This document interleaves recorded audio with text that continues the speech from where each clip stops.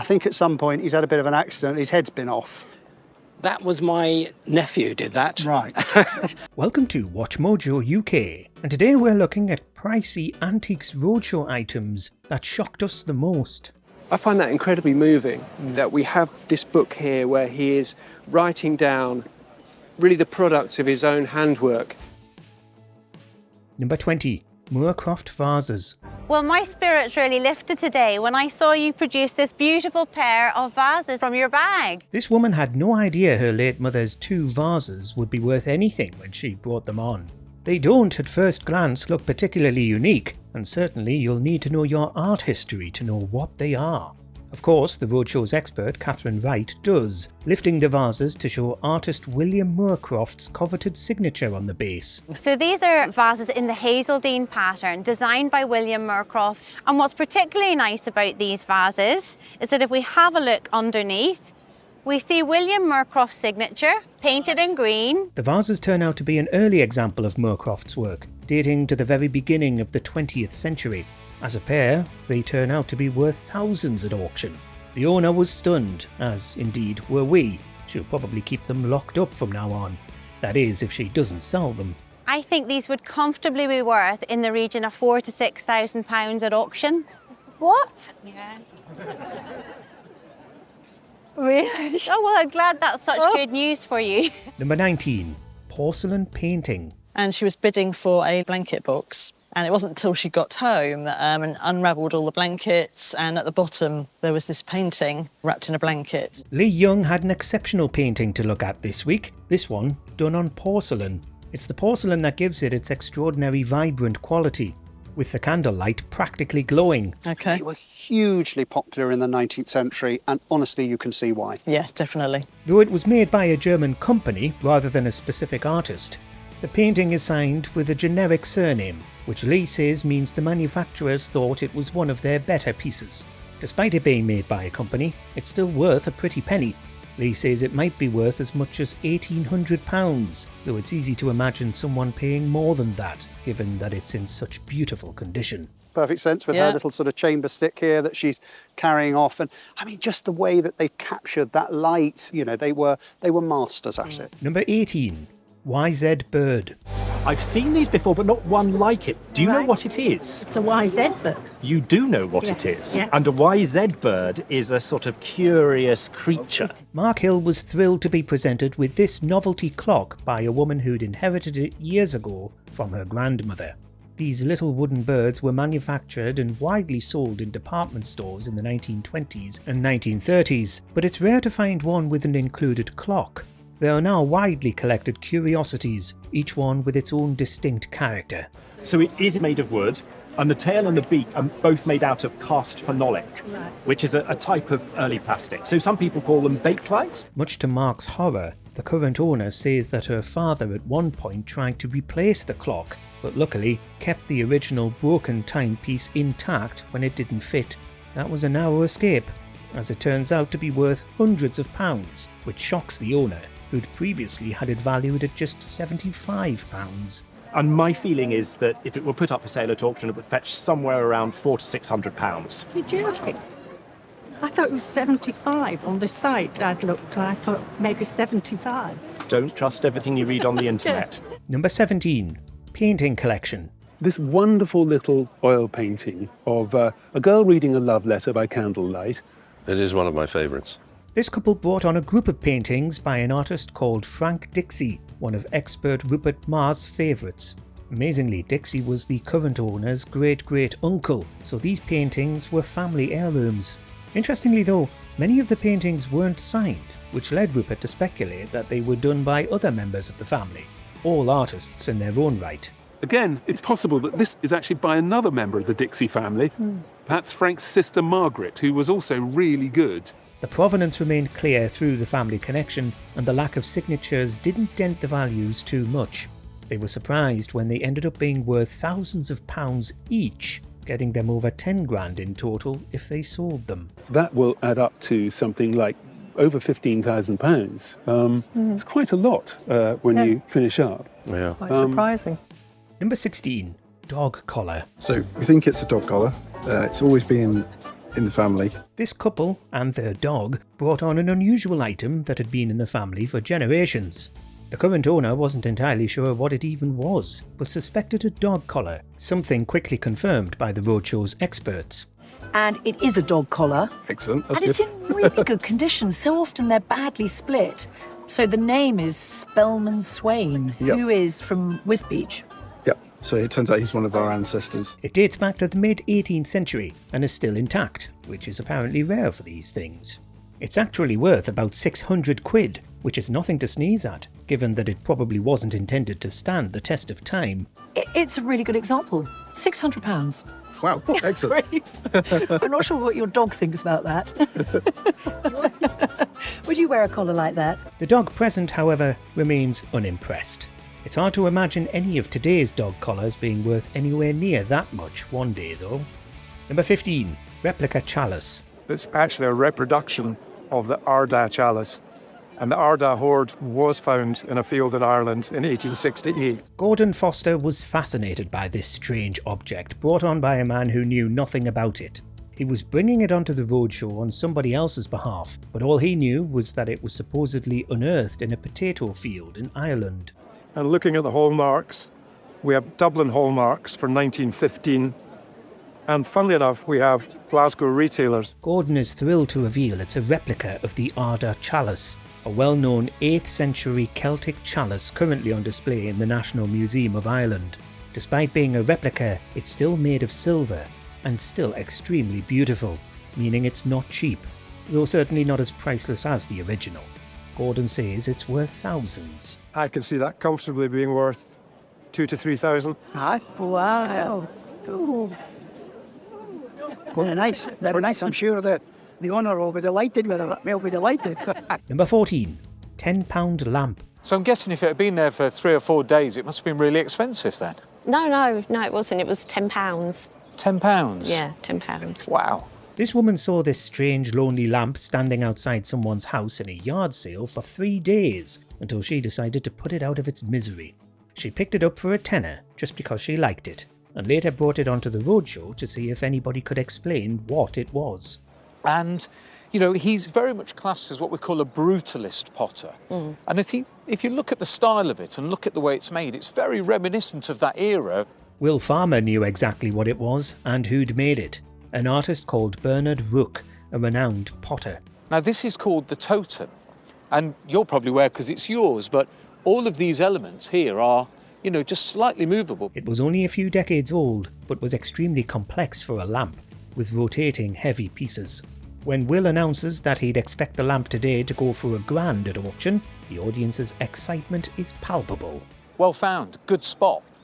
Because £10 a few years ago is £1,000 today. Thank you. Thank you. Number 13, engraved horns. Well, I inherited these from my great-grandmother. Her father, my great-great-great-grandfather, had these hanging on the pub.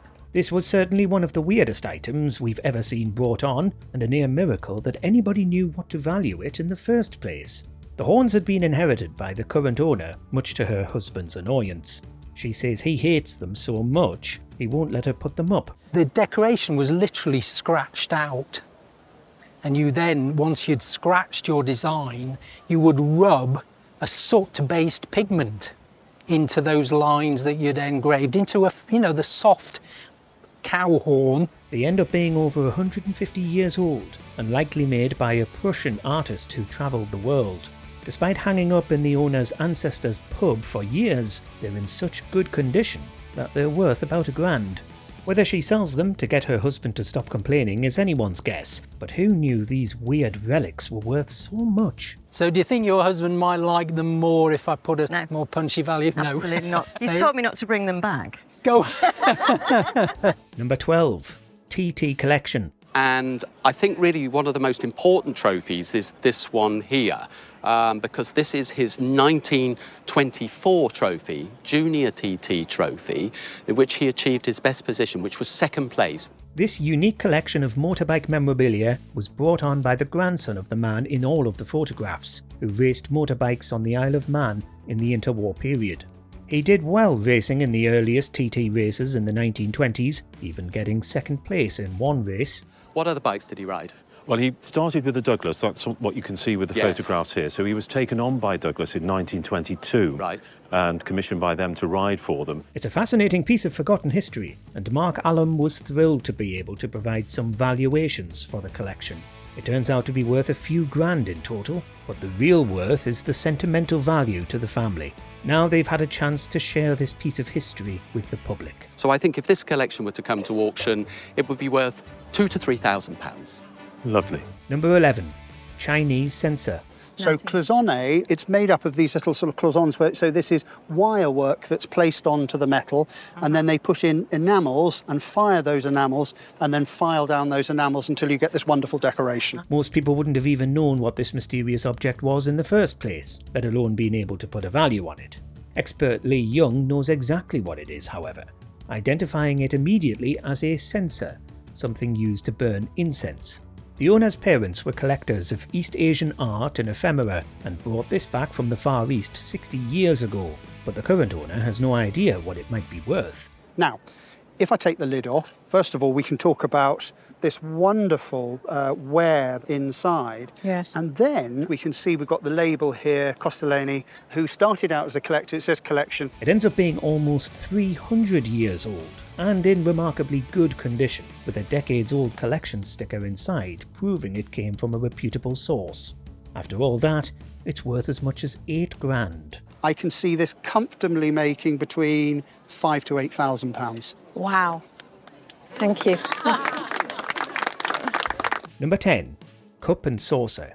I like it even with its chips. What makes me like it even more is the person who made it. This unassuming set of crockery was brought on and presented to Chris Yeo, who knew exactly what it was, even though many would have written off these items as almost worthless. As he explains, the items were made by the famous 20th century potter Lucy Ray, who became one of Britain's most celebrated artists after she moved to London from Austria to escape the Nazis. It's oatmeal glazed and then covered in this brown glaze, which is called a manganese glaze, and then she uses a tool to scrape back. This is called sgraffito. She's a well-known figure to those aware of the art world and the history of pottery, but not to a layperson.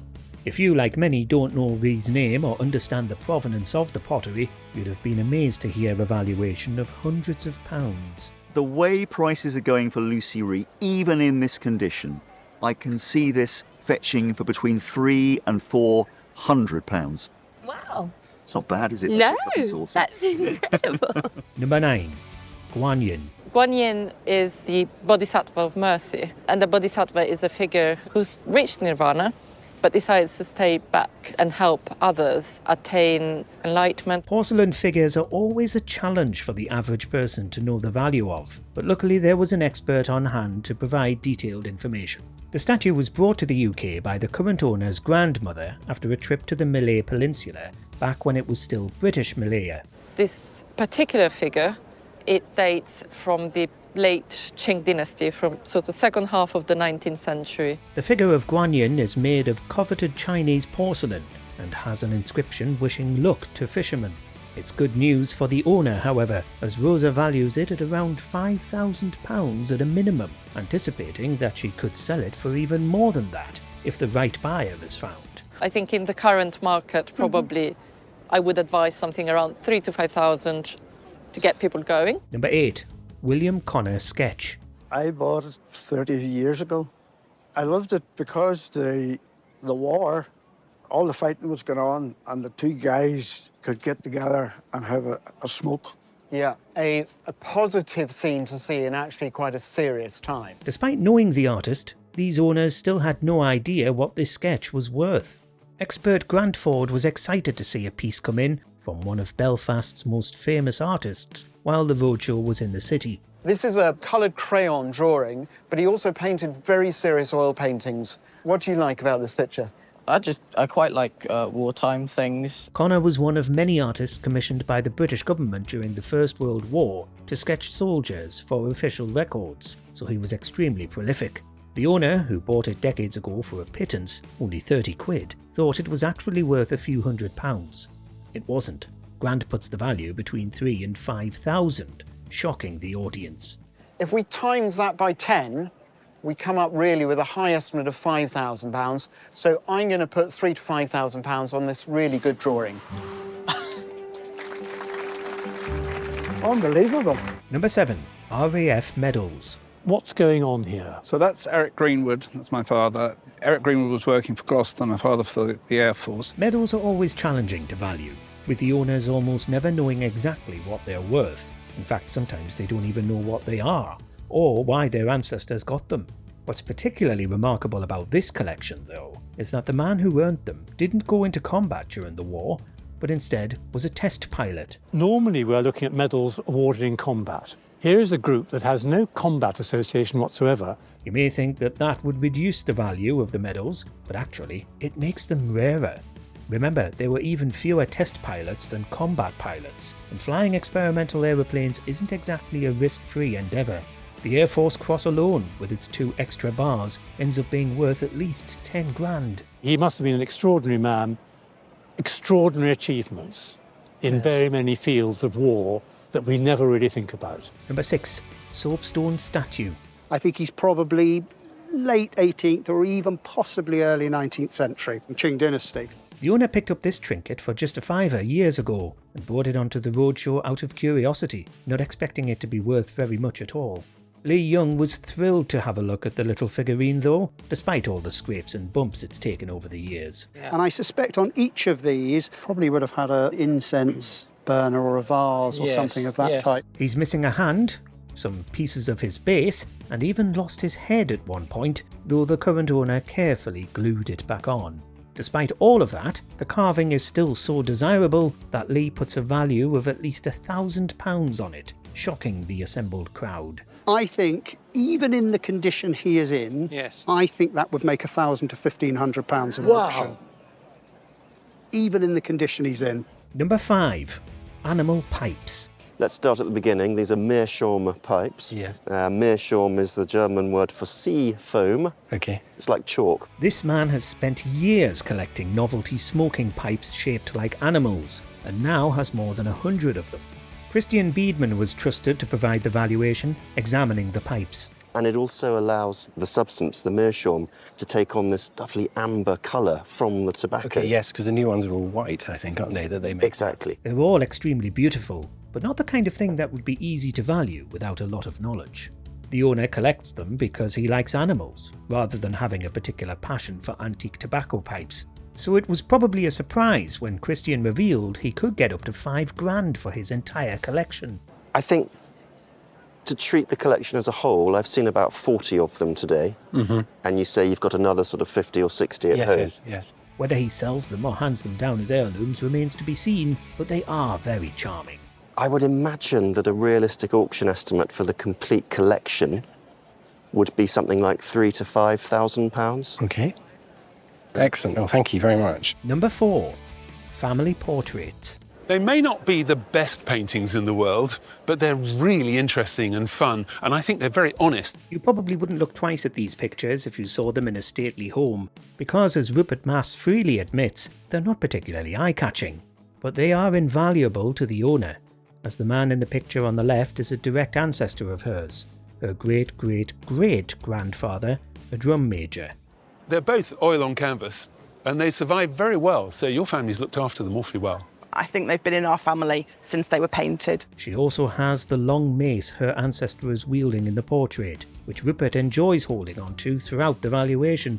Despite not really knowing who the artist was, and despite the subjects not being famous, Rupert gives the 2 pictures an astonishing valuation of up to £8 grand. We doubt the family will ever sell them, though. So I'm going to put, I don't know, £6,000 to £8,000 on them. I know I've gone overboard, but they are wonderful. I think they're worth that. Number 3. Walnut boxes. The very first one I found was in Portobello Road. I just thought, wow, and I bought it. And from then on, the hunt was on. One of the strangest items we've ever seen on the Roadshow were these 4 walnuts that had been hollowed out and used to store small objects used in sewing and other handcrafts. The current owner has been collecting them when she sees them and has no real idea what they're worth. only knowing that they were probably made in France. The fact that they're so complete means that they were probably barely even used for needlework. They were just little immaculate little novelties, beautifully made. She says she paid quite a lot of money for them, but the valuation eventually comes in at £2,000 for the collection of all four, presumably more if she manages to pick up any others. As always, she insists she won't sell them. And so for your collection, I would value them at around £2,000, these four. They're not going anywhere. I just love them. Number 2, Edward Lear Watercolour. Well, my great uncle, Reg, lived in Lansdowne in Cornwall, and he was always going to antique fairs and auctions. Another showing from Rupert Mass. This time he was given a unique watercolour from Victorian artist Edward Lear to value. Lear is best known today for his writing, largely poetry and limericks, but he was also an artist, and this watercolour was done by him. What do you love about it? I mean, I like everything about it. I like the colour, and just that as a family we've been to South Africa and Sri Lanka, so we've actually witnessed this in real life, you know, the elephants and all the animals. The owner has it because one of her ancestors enjoyed antiquing and apparently didn't know quite how much it was worth. Even though the watercolour is small and has degraded because of the way the paint was mixed, Rupert still thinks it could go for thousands at auction. Not bad for something bought decades ago with minimal knowledge of the artist.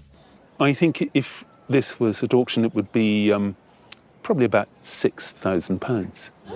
Wow. Okay.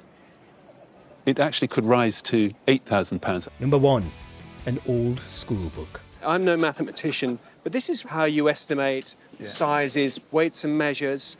I can't follow it. You can't follow it too. It makes me feel better. Of all the heirlooms that might end up being worth something someday, you wouldn't have thought an old school book would be at the top of this list. This book was given to the current owner's great-great-great-grandfather, Edward Allen, and was given to him in 1777, when he was just 16.